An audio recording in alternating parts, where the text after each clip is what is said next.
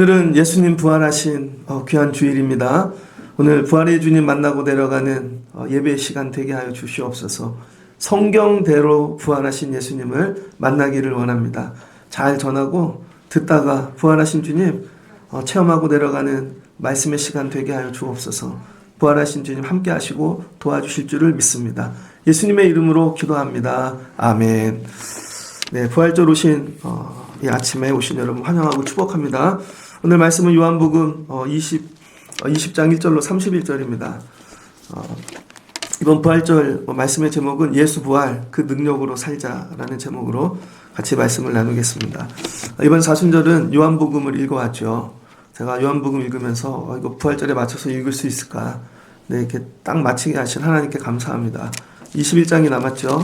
좀 부활 이후의 사건이니까 한 번 더 말씀을 나누면 딱 마칠 수 있을 것 같아요. 오늘은 성경대로 부활하신 주님을 만나면 좋겠습니다. 세상이 철학이 신학이 얘기한 거 말고 그냥 성경대로 말씀하시는 부활하신 예수님. 오늘 요한 사도가 얘기하는 예수님은 어떤 분이신가? 예수님은 안식 후 첫날 부활하셨다는 것이죠. 근데 8절 끝부분이 성경대로 부활하셨다는 거예요. 근데 제자들이 성경을 몰랐죠. 성경을 모르니까 헤매는 것이고 예수님 부활하는지 몰랐던 것이죠. 그러니까 여러분이 예수님을 제대로 알려면 성경을 알아야 됩니다. 교회를 오래 다녔다고 예수님을 아는 게 아닙니다. 성경을 알아야 돼요. 성경. 성경대로 예수님 오늘 어떻게 부활하셨나. 요한복음에서 이 부활하신 예수님은요. 팩트라는 것이죠. 끝까지 사실을 기록하고 있습니다. 객관적으로.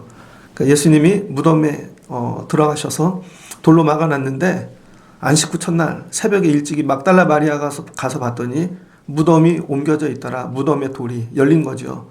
그랬더니 가서 시몬 베드로와 제자들에게 얘기했습니다. 여기 사랑하는 제자 요한까지. 달리기 제일 잘하는 놈이 뛰어가서 봤더니 무덤이 열려 있었어요. 그 다음 베드로가 가서 봤습니다. 근데 이들의 공통점은 뭐예요? 밖에서 본 거죠. 밖에서 봤습니다. 그러다가 베드로가 들어가서 보자는 것이죠. 그래서 6절을 보니 시몬 베드로는 따라와서 무덤에 들어가서 보니, 그러니까 여러분 무덤을 열고 열려져 있었는데 밖에서 본 게 아니라 진짜 들어가서 봤다는 거죠. 이거 왜 그래요? 팩트. 사람들이 야 들어가 봤어? 할까봐 진짜 들어가서 본 거예요. 무덤 속에 들어가 봤더니 예수님이 안 계시더라. 그랬더니 이들이 당황스럽고 놀래서 나간 거죠. 왜요? 오해한 겁니다. 누가 예수님 훔쳐갔나 보다. 아니면 제자들이 우리들 중에 아니면 광신도 중에 생각이 어떻게 돌아가요? 로마인들이 우리 가만두지 않겠다. 유대인들이 우리 가만두지 않겠다. 그래서 겁이 나기 시작한 거죠. 그 빨리 집에 가서 뭐예요? 문을 닫아버렸습니다. 그래서 19절 이하를 보니까 그들이 유대인들을 두려워하여 모인 곳에 문을 닫았더니 문을 닫아버린 거죠. 야, 우리 공격하면 어떡하지? 우리가 예수님 시체를 어떻게 처리하는 걸로? 두려운 거죠. 이때까지도 이들은 예수님 부활한 걸 믿질 못했습니다. 알지도 못했고 오해하고 있었죠. 근데 예수님께서 결국은 부활하셔서 그들을 만나시고 오늘 일하시는 것이죠. 그래서 오늘은 예수님 부활이 실제다. 팩트다. 그러니까 예수님 부활하신 일이 사람이 지어낸 얘기가 아니라 사실이다. 그러니까 이렇게 믿으면 돼요. 벚꽃이 피었습니다. 저희 집 앞에 지난번에 비가 많이 왔는데도 벚꽃이 아직 많이 폈어요. 나와서 보는데 감사해요. 멀리 차 타고 가지 않아도 그냥 집 앞에 벚꽃이 있음이. 근데 10년 전에는 안 그랬거든요. 청라 시작할 때 나무 이렇게 작았잖아요. 근데 10년 지나니까 소나무는 3층, 4층까지 올라가더라고요. 누가 물어요. 벚꽃 어떻게 피냐고. 벚꽃이 어떤 날씨, 기후, 조건, 이렇게 습도 되면 피는 거야. 그럼 귀납적인 설명이죠. 그럼 이해가 안 되는 걸 계속 묻죠. 어떻게 피냐고. 간단해요. 그냥 이때 되면 피는 거야. 끝. 그럼 이때 되면 피는 거야 라고 여러분 알게 되면 어떤 일이 일어나냐면요. 벚꽃에 대해서 공부 안 합니다. 언제 피나, 날씨가 어떠나, 언제 지나. 이거는 귀납적인 벚꽃을 맞이하는 사람들. 맨날 공부하고 연구하고 언제 피나 일기예보 보고. 근데 여러분 연역으로 맞이하는 거예요. 연역. 그냥 벚꽃은 이때 피는 거야. 끝. 그럼 어떤 일이 일어나는 줄 아십니까? 벚꽃을 누리게 되어지죠. 벚꽃을 바라보고 거닐고, 그럼 벚꽃을 누린다고요. 예수 부활을 어떤 분들은 자꾸 귀납적으로 접근합니다. 어떻게 산 거야? 야, 시체가 어떻게 살아나? 몰라요. 그 다음에 어떻게 옮겼어? 모른다니까요. 귀납으로 설명이 안 됩니다. 그러면 귀납으로 공부하고 예수님 부활을 탐구하는 사람들은요, 자기들이 그 안에 들어가서 벗어나지를 못하죠. 벚꽃이 언제 피는지 알지 못하듯이. 우리는 그렇게 믿는 게 아닙니다. 그냥 예수가 부활했다. 이때쯤이 되면 부활하신다. 그리고 우리는 그냥 부활의 은총을 누리는 거예요. 부활의 은총을. 여러분이 100년 아니라 1000년을 살아도 부활하신 것들을 귀납적으로 설명할 수 있겠습니까? 어떤 사람은 평생 예수님 옆구리 찔린 거 의학적으로 분석하는 분이 있습니다. 옛날에 비열한 거리, 그 다음에 친구 이런 영화 보면은요, 깡패들 칼 쓰는 법이 나옵니다. 칼을 어떻게 써야 되냐. 요만한 칼은 갖고 사람 못 죽인대요. 긴 거 있어요. 제일 먼저 사람을 찌를 때 허파를 찌르라는 거죠. 그럼 숨이 딱 멈추면 악소리도 못 난대요. 그거 연습시키잖아요, 막. 여러분, 그래서 예수님 창으로 옆구리를 찔렀다. 그럼 창이 길이가 몸을 관통해서 100% 죽었다. 이걸 의학적으로 평생 연구하는 분이 있습니다. 죽는 것만 연구하는 분. 부활은 언제 경험할 겁니까? 믿음 생활할 때 여러분 믿음 생활을 귀납으로 하지 마시고 연역으로 하세요. 그냥 부활했다. 이때쯤 되면 부활한다. 그러면 내 삶에 어떤 일이 일어나는 줄 알아요? 내 삶도 이때쯤 되면 부활해요. 내 삶도. 내 삶도 부활의 절기가 오면 죽어있는 것들이 살아납니다. 근데 이거 어떻게 설명해요? 설명 못해요. 그러나 부활절이 되면 내 삶이 살아난다. 우린 이걸 믿는 사람들인 것이죠. 그 예수님이 부활하셨다는 거예요. 그 요한복음은요, 하나님이 예수님 이 땅에 어떻게 보내셨냐면 태초에 말씀이셨대요. 예수님이 말씀이시고 빛이셨는데 이 땅에 사람으로 오신 거죠. 성육신. 그러다가 예수님이 죽으셨어요. 태초에 말씀이셨던 창조 이전에. 그런데 성육신 하신 분이 우리와 함께 계시다가 십자가에 못 박혀 어린 양으로 죽으신 거죠. 세상 사람들은 여기까지죠. 세상 사람들은 죽음이 다 끝입니다. 죽음 이꼴 끝. 그런데 요한복음에선 죽음 너머의 이야기가 있다는 거죠. 그게 20장입니다. 그래서 우리 기독교 안에는요, 죽음 너머 것이 있다는 걸 믿는 거예요. 죽음이 끝이 아니야. 근데 세상 모든 사람들은 죽음이 끝입니다. 근데 우린 죽음이 끝이 아니라 죽음 너머의 것이 있다. 그게 20장을 통해 보여주는 것이죠. 그래서 요한복음의 결론은 뭐냐면요, 예수님이 생명이고 말씀이고 빛이신데 세상은 어두움이죠. 근데 이 어두움이 빛이고 말씀이신 예수 죽인 것 같으나 죽일 수 없다는 거죠. 그래서 주신 은혜는 뭐냐면 말씀은 죽지 않는다는 거예요. 말씀은 세상이 죽일 수 없다. 우리 안에 말씀이 있으면 삽니다. 빛은 어두움이 이길 수 없다. 죽음이 생명을 이길 수 없다. 그래서 요한복음 20장을 통해 요한복음의 결론은 뭐예요? 마지막은 산다는 것이죠. 그래서 복음서의 결론은 다 사는 겁니다. 마지막에 가면 사는 거예요. 마지막에. 그래서 우리가 예수를 믿는데 중간에 어려울 때 있습니다. 어두움이 오고 흑암이 오고 죽을 것 같아요. 근데 우리 안에 말씀이 있으면, 빛이 있으면, 생명이 있으면 결국 우리도 마지막엔 산다는 것이죠. 산다. 이걸 믿는 거예요. 그래서 이 요한복음의 결론, 마지막까지 가면 산다는 것이죠. 사는 게 힘들지 않습니까? 제가 이제 가끔 제 죽을 날을 생각해 봐요. 언제 죽을지 모르죠. 지난주에 어떤 영상을 보니까 예전에 우리 교회 왔었어요. 유은성 전도사님이라고. 그 연예인하고 결혼한 분 있잖아요. 그분이 뇌종암 걸리셨더라고요. 머리에 암이 있다고. 그래서 병원에서 3개월 있다 보자고. 죽을 준비하신답니다. 저보다 어리잖아요, 한참. 우리 교회 와서 찬양도 했었고. 언제 하나님이 부르실 줄 알아요. 이제 여러분이 준비해야 될 게 뭐냐면 죽음에 대해서 이제 생각하셔야 돼요. 근데 우리는 죽음을 어떻게 생각해야 되냐면 끝이 아니라 그 너머가 있다. 죽음 너머의 것이 있다는 걸 붙잡는 거예요. 그래서 이건 어떻게 하는가? 끝까지 가봐야 되는 거죠. 믿음 생활이 끝까지 가봐야 여러분 마지막에 생명을 얻는 거예요. 그 생명은 중간에 얻는 게 아닙니다. 그 다음에 거의 다 가서 얻는 게 아니에요. 무조건 끝까지 가야 되는 거예요. 무조건 끝까지. 예전에 제가 몇 번 예화로 얘기했지만 부활절 되면 그 말씀이 제일 좋은 것 같아요. 예전에 박찬호 야구를 봤거든요. 녹화한 거. 97년도에 박찬호가 등장했을 때 신학교에 박찬호 야구하는 날은 남학생들이 다 사라졌어요. 전 야구 별로 안 좋아합니다. 재미 하나도 없더라고요. 왜 보는지 모르겠어요. 요즘도 막 야구 보지 마십시오. 야구 가서 뭐해요? 그냥 교회 열심히 오시면 좋을 것 같아요. 야구 하나도 재미없는데 박찬호 투수 보니까 이해가 되더라고요. 근데 그때뿐이죠. 근데 그날 그 같은 예비역 형님네 집에 저녁에 갔습니다. 그랬더니 학교 안 오고 그거 본 친구 있어요. 그랬더니 녹화도 해놨어요. 오면 보라고. 가서 짜파게티 끓여 먹고 보는데 그걸 틀어놨더라고요. 1회에 홈런 맞아요. 한 4, 5회 됐는데 벌써 실점 많이 했습니다. 그래서 저희가 아이 지겠네 저거. 그랬더니 얘기하더라고요. 내가 봤거든. 끝에 가면 이겨. 이 다음에 어떻게 되는지 얘기해줄까? 얘기하지 말라니까. 못 참고 얘기하죠. 여기서는 또 몇 점 맞아. 제 생각에는 감독이 내려야 되는데 점수를 너무 많이 실점하니까 아휴 어차피 진 거 냅둬보자 그런 것 같아요.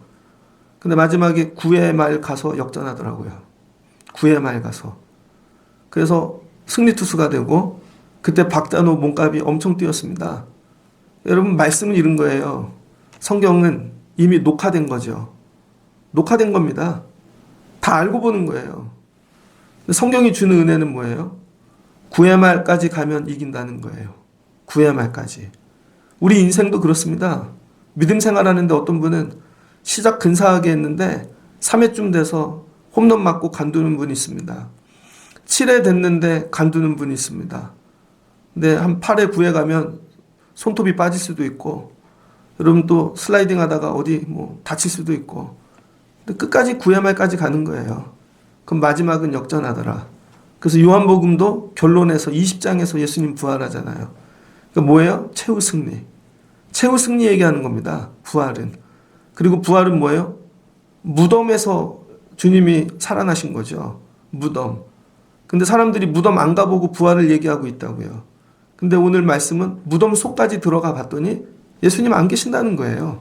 무덤 속. 무덤이 예수를 이길 수 없다. 그래서 여러분의 삶이 때로는 무덤 같아요. 탈출구가 없어요. 내가 죽어 여기 들어가 있는 것 같아요. 근데 오늘 예수님이 우리에게 보여주신 거 무덤도 이기신다는 거예요. 무덤. 무덤 들어가서 보라는 거예요. 밖에서 보지 말고. 예수님 안 계신다는 것이죠. 마지막 때가 되면 마지막까지 가면 예수님이 무덤도 이기시고 부활하신다는 거예요. 이게 우리에게 소망의 말씀이 되는 것이죠. 예수님 무덤에 계시지 않다.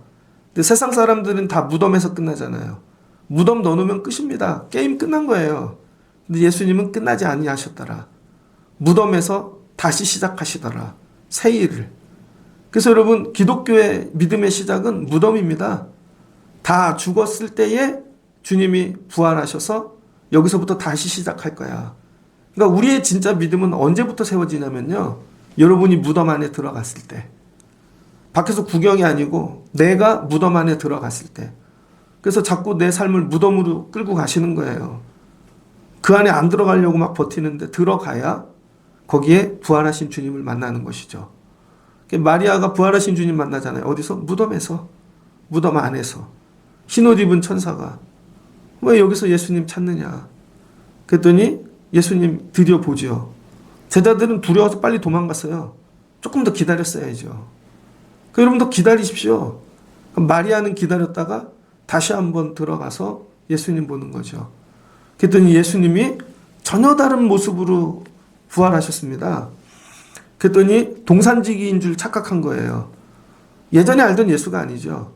그래서 여러분 부활의 주님을 경험하면 어떤 일이 일어나냐면 예전에 알던 주님이 아닙니다. 새로운 주님으로 다가오신다는 거예요. 이 은혜가 우리에게 어떻게 임하냐면 여러분이 죽어요 지금 모습으로. 부활하면 지금 모습이 아닙니다. 여러분이. 전혀 다른 새로운 피조물로 태어난다는 거예요. 저는 다시 태어나면 187이 되고 싶어요.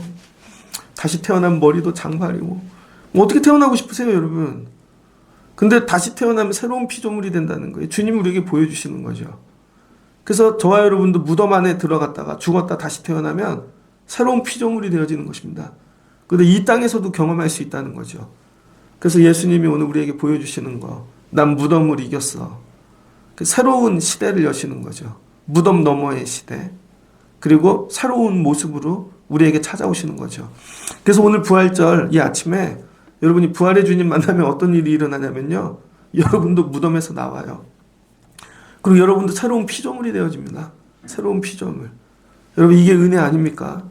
새로운 피조물이 된다. 그리고 예수님께서 제자들 만나러 갔죠.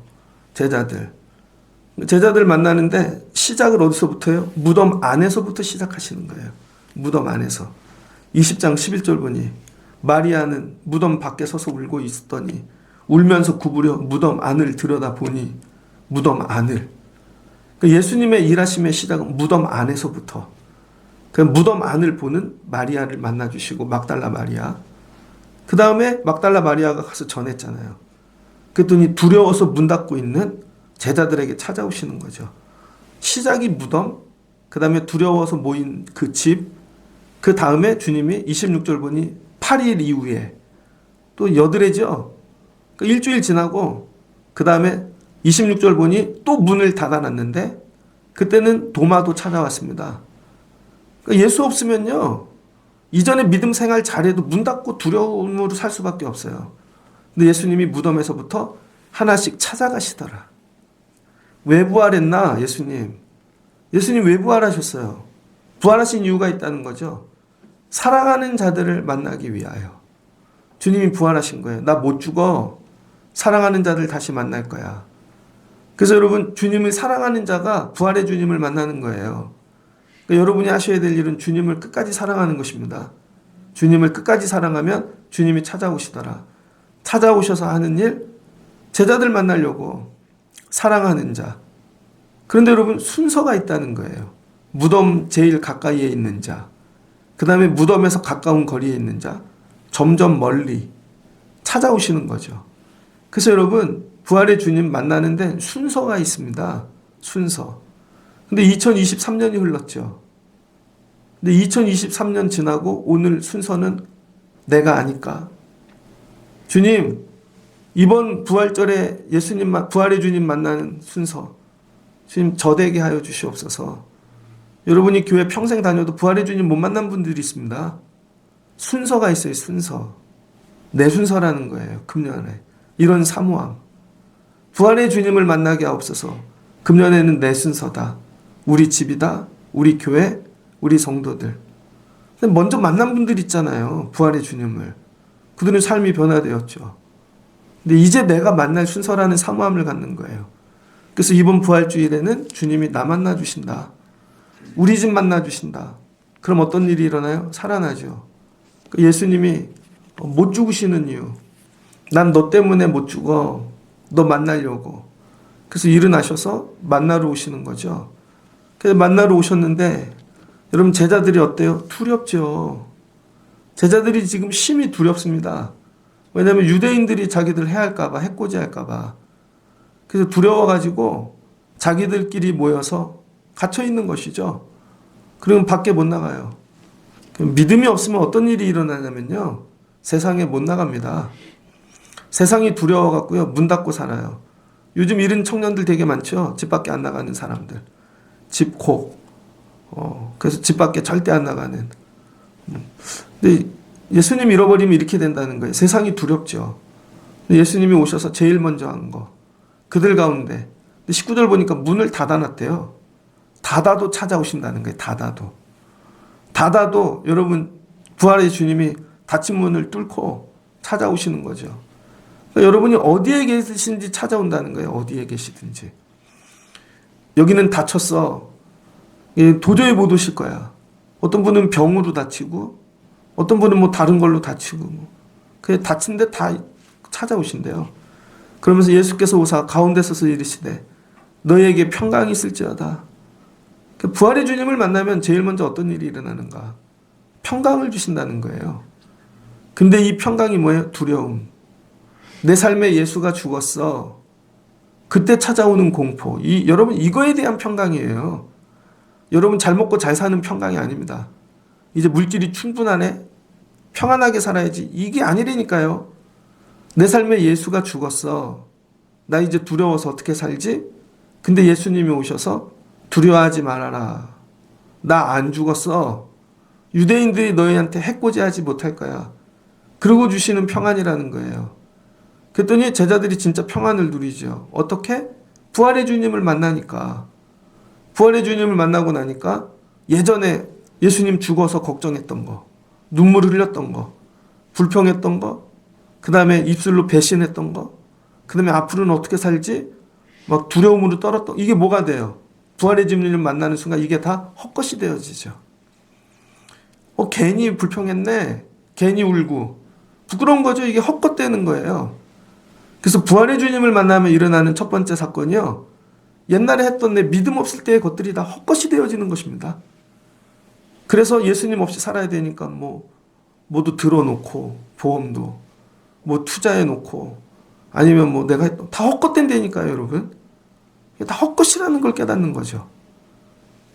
그러면 어떤 일이 일어나면 이게 헛것이고, 부활의 주님 사셨네, 세상을 이기셨네. 그러니까 이제 세상을 이기는 믿음을 가지게 되어지죠. 세상이 예수님 못 죽이네. 종교가, 권세가, 정치가, 군인이 예수님 못 죽이네. 그러니 평강이 찾아오는데 어떤 평강이 찾아와요? 이제 세상이 두렵지 않죠. 부활의 주님 만나기 전엔 세상이 두려웠습니다. 나 죽을 것 같고, 그러니까 문 닫고 있는 거죠. 근데 부활의 주님을 만나면 문을 열고 나온다고요. 어차피 우리도 죽어도 살려주실 건데 니들이 우리를 무덤에 집어넣어놔도 우리는 살아날 텐데 그러니까 세상이 두렵지 않은 자들로 바뀌는 거예요. 그래서 부활의 주님을 만나지 않으면요, 늘 두려우며 삽니다. 세상이 늘 두려워. 편지가 날라오면, 문자 오면 너무너무 두려운 거죠. 이렇게 어디서 날라와. 법원에서 날라오고, 경찰서에서 날라오고, 누가 위협하고 날라오고, 되게 두려워요. 근데 부활의 주님을 만나고 나면 겁이 없어집니다.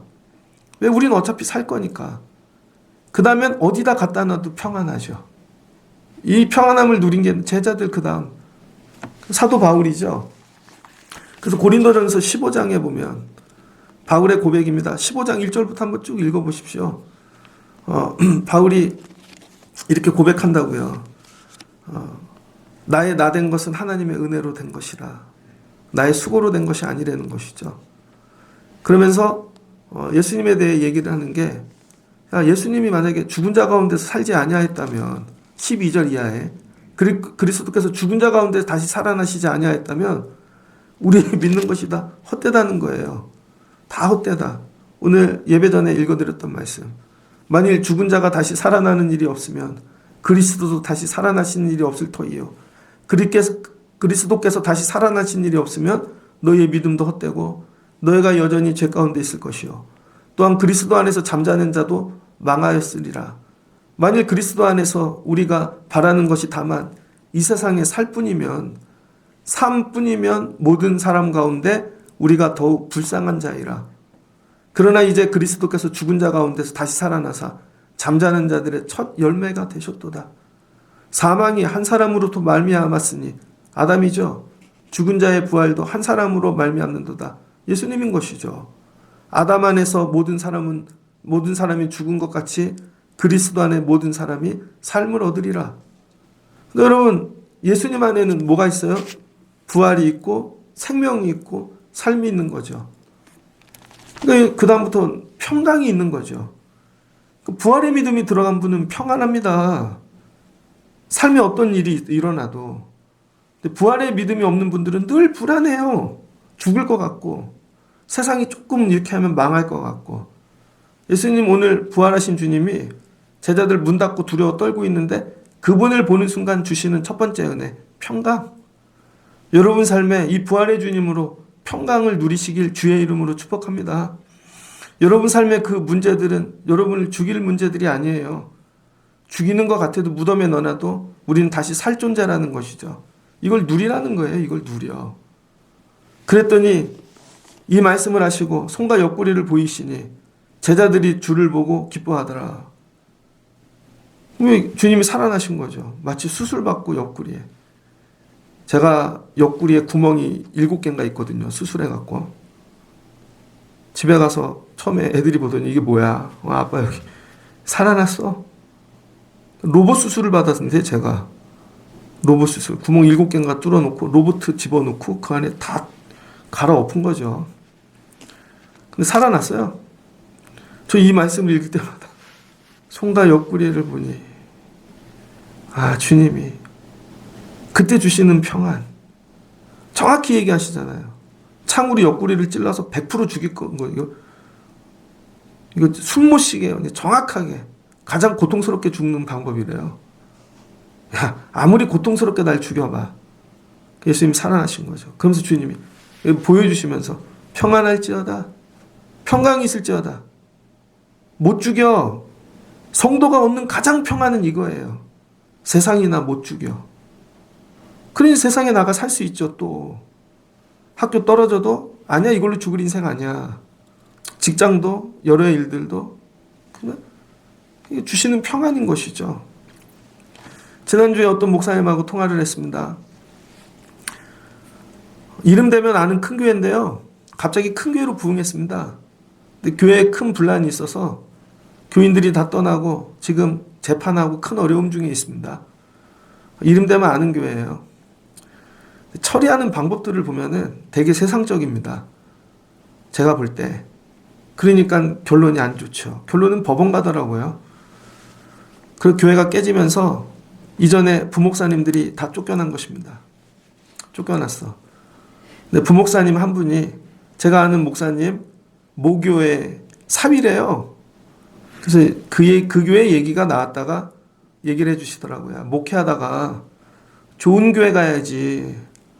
열심히 했는데 야 교회 분란에서 쫓겨나면 야 이제 어떡하나. 그분이 근데 있는 동안에 교회에서 열심히 하셨대요. 그리고 본인도 예수 그리스도 십자가 붙잡고 근데 망했잖아요. 교회가 쫓겨나고 무덤 속에 들어간 것처럼. 근데 이 부활의 주님을 붙잡고 평안한 것이죠. 부활의 주님을 붙잡고.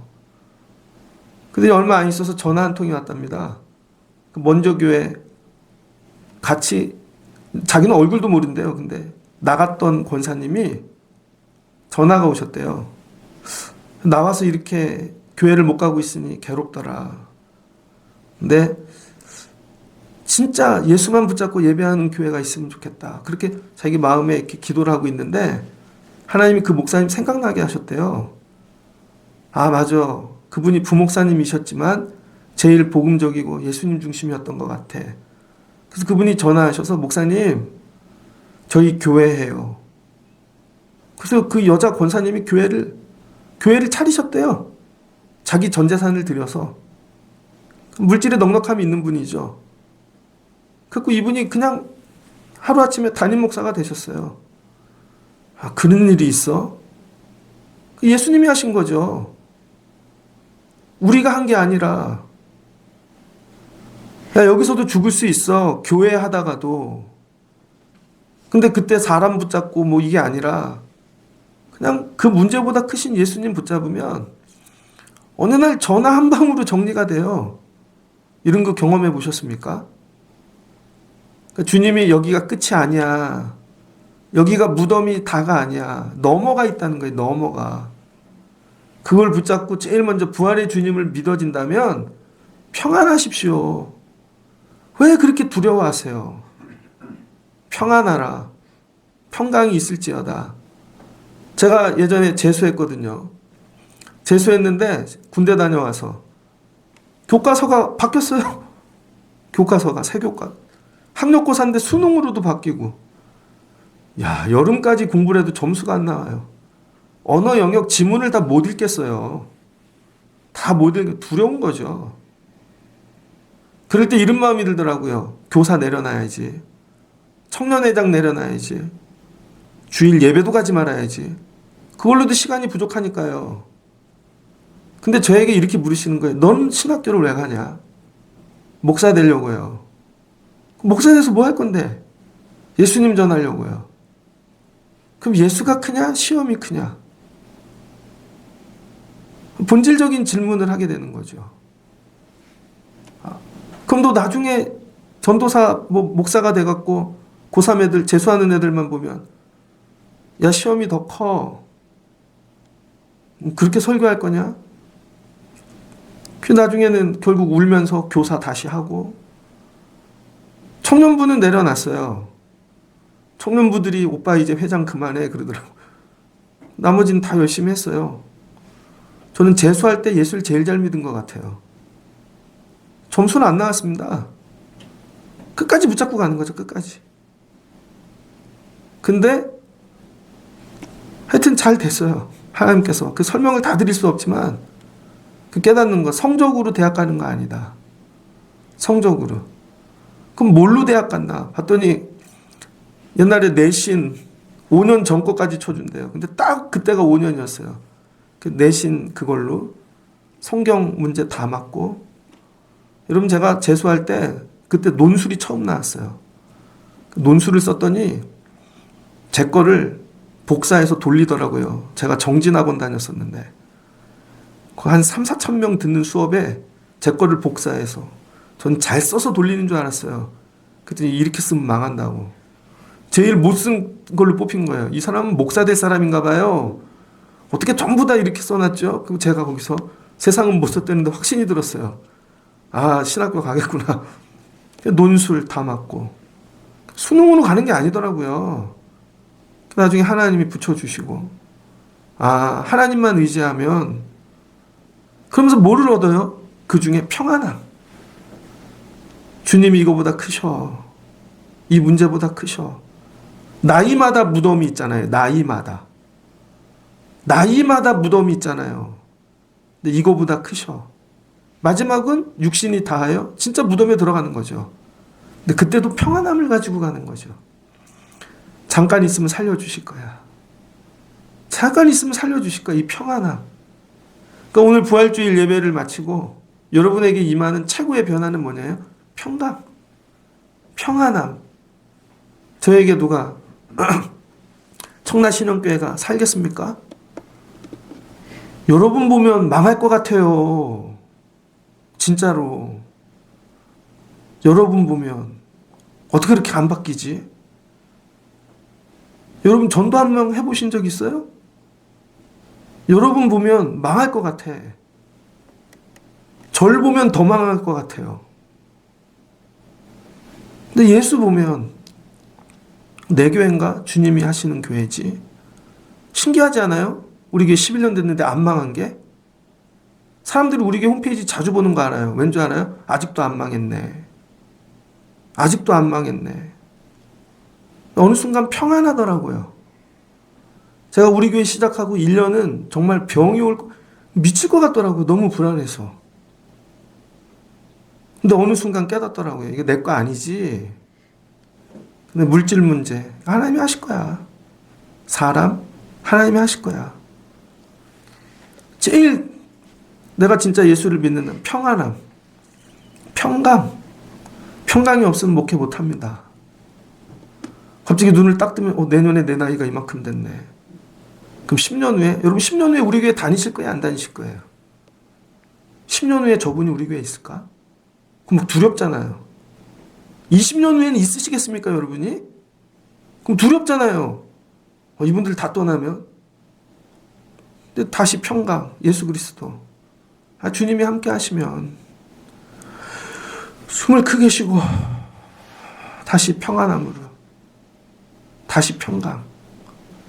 이전의 일들을 뒤돌아보며 무덤에 들어갈 때마다 그 무덤의 문을 여셨던 분은 예수님이신 것입니다. 그 평강을 붙잡으라는 거예요. 주님이 오셔서 제일 먼저 주신 거 평강. 여러분이 평안하시려면 부활의 주님을 붙잡으십시오. 사람 물질 붙잡지 마시고 평안하라.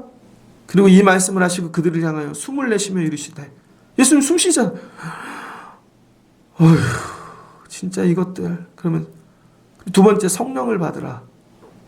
부활하시고 오셔서 두 번째, 그 다음 성령 받아.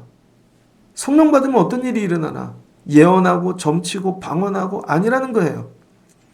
성령 받으면 일어나는 첫 번째 일, 요한복음에서 너희가 누구의 죄든지 사하면 사여질 것이요 누구의 죄든지 그대로 두면 그대로 있으리라. 성령 받으면 일어나는 첫 번째 일은요, 죄의 문제가 정리된다는 거예요. 아, 주님이 나를 위해 죽으셨네. 주님과 관계가 회복되고 하나님과 관계가, 죄로 막혀 있는 것들이. 여러분, 육신의 삶도 그렇잖아요. 자식인데 안 보고 사는 사람 되게 많습니다. 부모가. 애가 죄인이에요. 애가 죄인. 전 요즘 그 전두환 집에서 일어나는 걸 보면서 하나님은 살아계시다. 기다리면 돼요.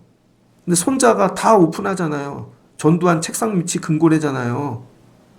책장 뒤에가 다 금고고. 근데 가갖고 책장 한 번도 안 밀어본 거죠. 다 오픈하고 있어요. 죄에 대해서. 어저께는 광주 사태에 대해서 봤습니다. 동영상 뭐 이런 거 보는데 눈물이 나더라고요. 무등산으로 가서 그냥 한 마을 가갖고 민간인들 집단 학살하고 칼로 그냥 찍어서 교도소 땅바닥에다가 묻고 그거 시체를 다 처리하고. 제 마음에 이게 왜 정리가 안 되지? 광주 사태를 보면 이해가 안 돼요.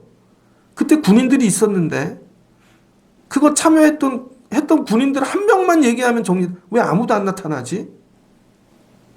근데 이제 나타나더라고요. 나 거기 있었다고. 거기 어떤 공수 여단장이 권총 3발 쏴고 정리해. 그리고 갔다는 거예요. 광주역 앞에서. 그랬더니 다 총 쏘고. 증인들이 나타나기 시작하는 거죠. 왜? 본인들도 죽을 날 다가오니까 평생 농약을 갖고 다닌 사람이 있더라고. 너무 괴로워서. 그때 군인들 다 뭐하나? 그들만 들고 일어났어도 이거 문제가 이렇게 안 됐을 텐데. 왜 그래요? 죄를 가리는 거죠.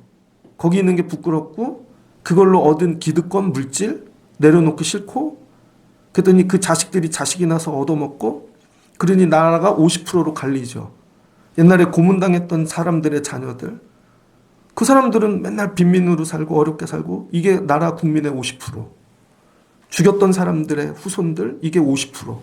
그 투표하면 딱 50으로 갈리는 거예요. 절대로 안 바뀌죠. 근데 여기서 죄를 들여다보는 사람들이 나오기 시작한다는 거예요. 죄를. 이게 성령이 하시는 일입니다. 부활의 주님을 만나면 일어나는 일 중 하나는 우리 죄를 보는 거예요. 죄. 내가 죄인이었네. 성령이 하시는 일은, 하나님, 제가 죄인입니다. 아, 이랬구나. 어떨 때는 애를 바라보는데 눈물이 나요. 아빠가 미안해. 아, 내가 죄인이었구나. 애를 기를 때도. 교회를 바라볼 때 하나님, 제가 죄인입니다. 사는데 부활의 주님을 만나면 일어난 그 거룩하심 생명의 빛 앞에서 여러분, 내 죄가 드러난다는 거예요. 죄가. 닭이 3번 울 때, 이럴 때 저럴 때 예수님 판 거. 내 죄가 보이니까 그럼 이 사람 죄도 용서하게 되어지지요. 그 나라가 바뀔 일은요, 부활하신 주님밖에 없는 거예요. 그래서 다 성령 받고 자기 죄가 드러나서 고백하게 되고, 그럼 아무리 감추고 눌러도 드러나게 되어지겠죠. 그럼 세상이 바뀌는 것입니다. 성령이 오시면 일어나는 일. 성령 받아. 그럼 네 죄들 다 정리될 거야. 그럼 세상이 바뀌는 거죠. 아름답게. 죽을 자들이 살고 울 자들이 회복되어지는. 예수님 오셔서 한 거예요. 근데 그 중에 도마라고 하는 사람은 거기 없었대요. 도마는 또 더 깊은 데로 도망갔나 봐요. 근데 8일이 지나서 온 거죠. 그랬더니 와가지고 예수님이 왔다 가셨어. 부활의 주가. 그랬더니 도마가 얘기하죠. 굉장히 이성적인 사람. 야, 난 만져보기 전엔 안 믿어. 실증, 검증, 귀납적. 그랬더니 예수님이, 그때도 문이 닫혔는데, 26절 문들이 닫혔는데 예수께서 그 가운데 서서 이르시되, 의심 많은 자들 앞에, 딱 이성적인 합리적인 사람들 앞에 너희에게 평강이 있을지어다. 여러분, 교회는 누가 깨는 줄 아십니까? 신앙 공동체는 제일 이성적인 사람들이 깨요. 다 믿음으로 세워놓으면 갑자기 와서, 근데 그거 검증해 보자고. 그거 하나씩 다 뜯어보자고 볼펜으로 쭉쭉 긋고 아니라는 거죠. 그랬더니 예수님이 만져봐 그러면 만져보라고. 그랬더니 만져보고 나야 뭐래요? 내 손가락 만져보니 주여 주님이 맞습니다. 나의 주님이십니다. 나의 하나님이십니다. 그랬더니 예수님이 뭐라 그래요? 너는 나를 본고로 믿느냐? 보지 못하고 믿는 자가 더 복되도다. 귀납적 믿음이 아니라 연역적 믿음이 더 복되다는 거예요. 그래서 세 번째 오셔서 하시는 일은 뭐예요? 믿음을 세워주시는 거예요. 믿음. 첫 번째는 평강이고 두 번째는 성령, 세 번째 믿음. 이제 안 보고도 믿는 자가 되어지는 거죠. 우리 죽으면 산다니까요. 안 보고 어떻게 믿어? 믿으라니까요. 믿음이라니까요. 우리 애들 살려주신다니까 믿음이라니까요. 그래서 마지막 부활을 통해 무너지는 거 이성입니다. 이성. 여러분의 이성이 완전하십니까? 공부한 게 다 바뀌던 걸요. 옛날에는 천동설 하늘이 도는 줄 알았는데 아니래. 지동설이래. 다 바뀌잖아요. 우리가 믿는 건 다 가짜입니다. 근데 우리는 완전한 줄 아는 거죠. 그러니까 예수를 부활의 주를 만나면 이성이 깨져요. 계산이 없어집니다. 야, 어떻게 이렇게 드리고 살지? 계산으로는 안 돼요. 근데 드려도 살아요. 채워주세요. 이번 부활절을 지나면 하나님이 저에게 주신 말씀 중 하나는 야, 은퇴하신 목사님 이번에 좀 더 보내드려야 되겠다. 물으면 부활주일이니까요. 끝. 여러분 이게 깨져. 그냥 드려져요. 그게 계산이 안 되는데. 근데 살려주세요. 부활의 주님을 만난 사람은 계산기가 없습니다. 근데 부활의 주님을 만나지 않은 사람들은 계산기로 다 계산해 놓죠. 10원 하나까지. 애들 일정 하나까지. 1초까지. 그러면 살아나지 않습니다. 그 계산기를 깨트리고도 평안이 오는 거예요. 이거 다 드려도 평안해. 이거 해도 평안해. 주님이 살려주셔. 그게 믿음인 거죠. 안 보고도 믿는 거. 예수님이 이거 하러 오셨다는 거예요. 그러면서 예수님께서 제자들 앞에서 이 책에 기록되지 아니한 다른 표적도 많이 행하셨으나 요한복음 결론은 뭐예요? 이제 끝. 팩트 끝. 30절부터 믿음에 관한 걸 또 정리를 하시는데 이거는 옵션이에요. 몇 년 전에 이 본문 갖고 설교했죠? 하나님 나로 책되게 하옵소서. 근데 여러분 예수님이 요한복음에서 7가지 기적이 나오거든요. 그래서 기적의 책이라고 그러잖아요. 마지막 기적은 예수님 본인 자신이 죽어서 자기가 기적의 도구라는 거죠. 뭘 갖고? 죽음을 갖고. 죽음도 주님에겐 기적의 도구가 될 수 있다. 주님에게. 그래서 여러분 마지막은 예수님 자신이 기적이라는 거예요. 그래서 내 삶에 최대한 7가지 기적은 나타나야 됩니다. 마지막 기적은 예수 그리스도. 죽음에서 이걸 정리하시고 살아내신 그 주님. 그래서 이 경지에 이른 자들끼리 여러분 다닌다고 생각해 보세요. 죽음이 뭐 아무것도 아니죠. 이거 죽을 일이야? 아니에요. 권사님들이 아니에요. 목사님 이거 죽을 일 아니에요. 이거 죽을 일 아니에요. 이거 죽을 일 아니죠. 근데 모였는데 이거 죽겠습니다. 이것도 안 될 것 같아요. 목사님이 이제 성가대가 망할 것 같습니다. 교회학교가 망할 것 같고요. 차양단이 망할 것 같고요. 근데 맨날 십자가 걸어놓고 있어. 안 되는 것이죠. 그래서 이 책을 읽으면 어떤 일이 일어나는가? 너희로 믿고 그 이름을 힘입어 생명을 얻게 하려 한대요. 하나님의 아들 예수 그리스도가 믿어지면 여러분에게 생명이 임하기 시작한다는 거예요. 그러면 눈이 바뀌어요. 눈이. 그러니까 여러분 젊은 사람들은 한겨울에 벚꽃 보면 이거 죽었네 이러잖아요. 죽었네. 근데 부활을 경험한 사람은 아니야. 봄 되면 살아. 봄 되면 살았는데 진짜로 다음날 피잖아요. 부활을 경험하지 못한 사람들은 늘 죽어. 이 물질로 우린 죽었어. 이 병으로 우린 죽었어. 우린 죽었어. 근데 부활을 경험한 사람은 살았어. 그래도 살았어. 이것도 살 거야. 눈이 뭘로 바뀌어요?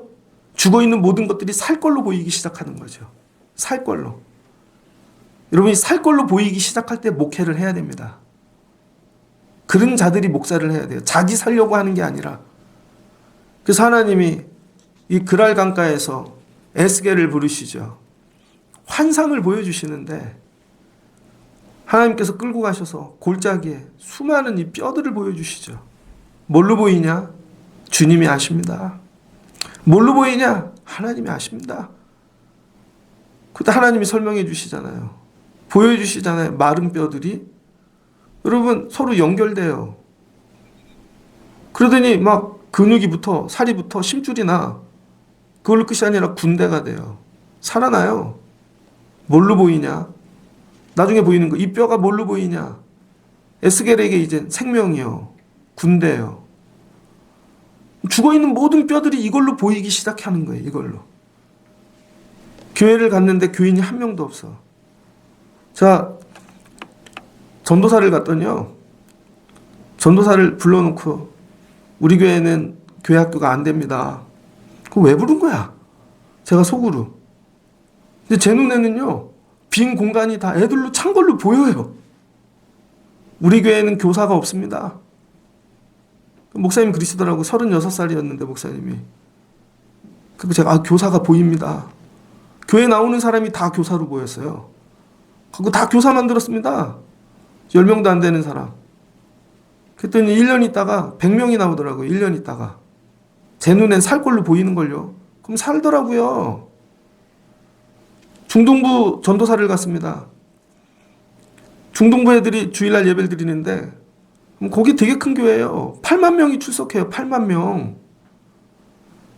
근데 애들이 성가대실에서 예배하는데 기둥이 너무 많아. 근데 왜 많냐면요. 여름에 수해가 났어요. 그래서 강남에 있는 물이 그 교회로 다 들어와 갖고 예배 마치고 나갔더니 차들이 둥둥 떠다니고 막 예배당 다 잠기고 불 나가서 그날 촛불 켜고 예배를 드리고 8만 명이 모이는 예배는 촛불 켜고 드렸다니까요. 그랬더니 예배당 이제 리모델링을 해야 되죠. 그랬더니 애들 제일 이상한데 성가대실 기둥 되게 많은데 거기 전도사로 갔어요. 부장님이 나한테 그러더라고요. 우리 다 해봤어요. 안 돼요. 저보고 뭐 할 거냐요. 예배요. 그냥 설교요. 근데 막 보여요. 이 애들이 살게. 설교라면 막 울 것 같고 애들이 막 손들고 찬양할 것 같고 첫날 하는데 다 울더라고요.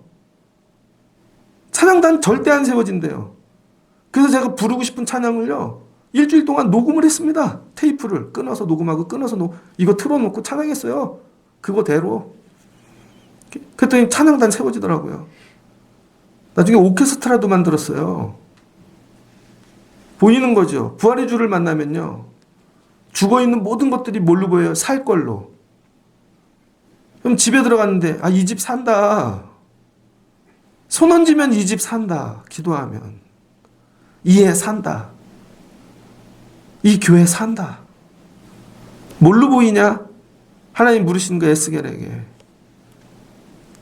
군대로 보입니다. 부활의 주님을 만나면 눈이 바뀌는 거예요. 그 다음. 그러니까 나가서 뭐예요? 전하는 거죠.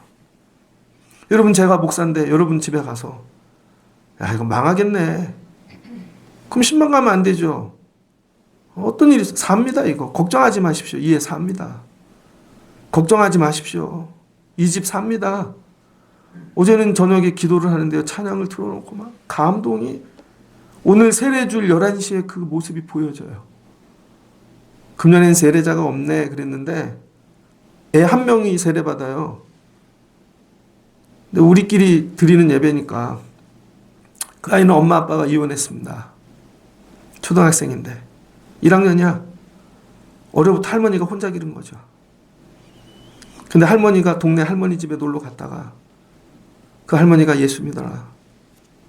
큰 교회 가면은 그냥 저기 잘 돌봐주질 않잖아요. 숫자지. 한 영혼을 돌볼 수 있는 교회로 데리고 오신 거예요. 그래서 예배하고 부평에서 와요. 부평에서 애가 버스 타고 오늘은 그 할머니 친구도 오신대요. 근데 오늘 세례를 주는데 하나님이 얼마나 기뻐하실까? 하나님이 목회는 이것 때문에 하는 거다. 그 한 영혼을 위하여. 그 어제 이 아이에게 주는 최고의 선물이 뭘까? 성경책 사서로 갔어요, 어제. 오늘 줄 거예요. 손 얹고 기도할 때 산다, 이 아이 산다. 하나님 이 아이로 교회가 되게 하실 것이다. 이 목사 뭘로 보여? 군대로요. 여러분, 이게 부활의 주님을 만난 자들이에요. 근데 부활의 주님이 없으면 야, 이 교회 소망이 없다. 왜? 재정 많이 내는 분이 없으니까. 많이 배운 분이 없으니까. 재능 있는 분이 없으니까. 그럼 망하는 거죠. 근데 부활의 주님을 통해 여러분을 보면 산다. 저도 산다. 저 집도 산다. 이 눈 열려져 나가는 거예요. 그래서 부활의 주님으로 더불어 이 능력을 가지고 사는 것이죠. 아니, 맨날 예수 믿는다는데 여러분이 들어가서 살아난 데가 있습니까? 여러분이 살아난 데? 손대면? 어제는 선생님들이 일찍 와서 준비를 많이 하고 갔죠. 부활란을 다 해놓고 가셨더라고. 근데 예배당 밑으로 내려놓지라는 거예요. 좀 내려놓고 가지. 근데 제가 어제 정신이 안 나서 정말 몇 달 만에 제 돈 주고 좋은 데 가서 커피 하나 샀어요. 오늘 좀 카페인 기운으로 기도하자. 스타벅스 가서 커피를 하나 딱 사갖고 와가지고 이제 기도하러 가려고 그랬는데 계란을 미리 내려놓자. 근데 그 계란 위에다가 커피를 얹은 거죠. 갖고 내려가서 먹어야지. 하다가 옆에 뭘 하나 집는데 커피가 엎어지더라고요. 야, 그래갖고 거기 다 젖었는데요. 난리 났다. 그래서 요 채권 젖었어요, 여기가. 다 띄고 갖고 내려오면서 제가 마지막 깨달은 거. 내 손 대는 건 다 망하는구나. 여러분, 우리는 둘 중에 하나만 잡아야 돼요. 여러분 삶이 왜 망하는 줄 아십니까? 예수도 붙잡고 세상도 붙잡고 물질도 붙잡고 사람도 붙잡고 그러다 요거 조금 더 붙잡으려면 요거 떨어져 나가고 그러니까 망하죠. 하나만 해야 돼. 하나. 커피 먹으려면 커피만 먹고 달걀 나르려면 달걀만 나르고 예수 붙잡으려면 예수만 붙잡고 세상 붙잡으려면 세상만 붙잡고 하나만 붙잡고 사시라고요. 그런데 하나님이 예수님 살리신 하나님의 손이 닿으면 사는 거예요. 하나님의 손이. 여러분 삶을 잘 뒤돌아보세요. 여러분 손이 닿아갖고 살아난 게 있냐.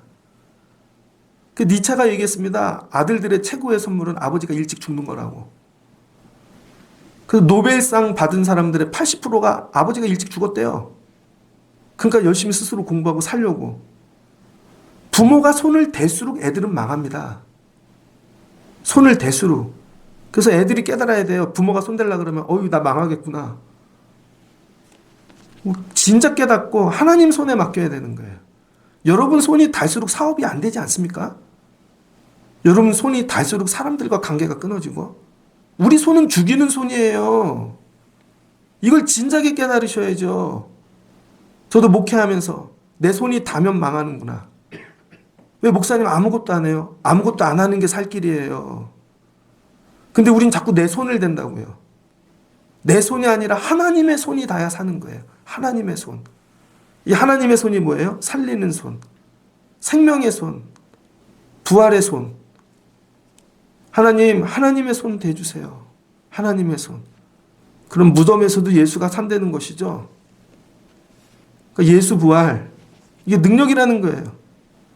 무덤에서 경험하시고 예수 부활, 이걸로 평안을 얻으시고 예수 부활, 이걸로 우리의 죄를 바라보시고 예수 부활, 여러분의 이성을 깨시고 마지막은 죽은 자 예수를 살리신 그 하나님의 손길. 하나님 그 손으로 만져주세요. 이거밖에 답이 없어요, 여러분. 여러분의 손이 닿을수록 망한다니까요. 그래서 만지지 말라는 거예요. 그럼 못 참아 막. 손이 가야 돼. 하나님의 손길만. 하나님의 손길. 그럼 너희로 믿고 그 이름을 힘입어 생명을 얻게 하려 함이니라. 말씀을 마치고자 합니다. 그냥 성경대로 맞이하는 부활절. 이건 사실이다. 무덤에서부터. 이건 팩트다. 부활의 주님을 만나면 이런 일이 일어난다. 부활의 주님 만나시고 내려가시는 여러분들 되시길 주의 이름으로 축복합니다. 그리고 내려가 무덤과 같은 삶, 세상에 들어갈 때 야, 부활의 주님 만났다며. 그럼 평안해. 나 평안해. 나 내 죄가 보여 이제. 너도 용서할 수 있어. 뭐 내 죄가 더 큰데. 괜찮아. 나 이제 내 이성으로 계산기로 살지 않아. 계산이 안 되는 일이야 이건. 하나님이 하시는 거야. 내 손이 아니라 하나님의 손으로. 하나님의 손. 그럼 살아요. 부모가 하는 게 아닙니다. 우리가 하는 게 아니에요. 하나님의 손이 하는 거예요. 하나님의 손. 예수 부활. 그 능력으로 살아가실 수 있는 여러분들 되시기를 주의 이름으로 축복합니다. 같이 기도하겠습니다. 좋으신 하나님 감사합니다. 하나님이 우리를 사랑하셔서 하나님 모르고 사는 자들 구원해 주시려고 예수님 이 땅에 보내시고 십자가에 못 박아 그 보혈의 피로 우리를 대속해 주셨습니다. 예수님 무덤에 계시네요. 무덤 안에 들어가서 보라고 예수가 계신가. 하나님의 손이 예수를 살려주셨습니다. 예수님이 부활하시고 사랑하는 자들 하나씩 찾아가셨습니다. 금년에는 내 순서다. 우리 집이다.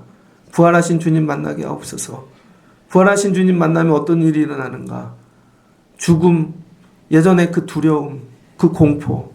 근데 부활하신 주님 만나고 났더니 옛것이 다 헛것됩니다. 괜히 두려워했네. 괜히 염려했네. 부활하신 주님을 만나면 염려가 없습니다. 평안합니다. 하나님이 하시니까요. 그리고 성령 받아라. 우리 죄가 보입니다. 그러니 남도 용서할 수 있죠. 이성을 내려놓습니다. 귀납이 아니라 연역입니다. 그냥 믿는 것입니다. 그럼 하나님이 하시는 것이죠. 오늘 우리에게 부활의 주님 만나게 하시고 우리의 눈을 바꿔주시고 이제 죽어있는 것들을 향하여 뭐로 보이냐? 살 것 같아요. 저 아이 삽니다. 저 집 삽니다. 우리 일터 삽니다. 교회가 삽니다. 아버지 이 부활의 주님 붙잡고 내려가 그 능력으로 승리하며 살아가는 부활의 증인들, 능력자들 되게 하여 주옵소서. 예수님의 이름으로 기도합니다. 아멘.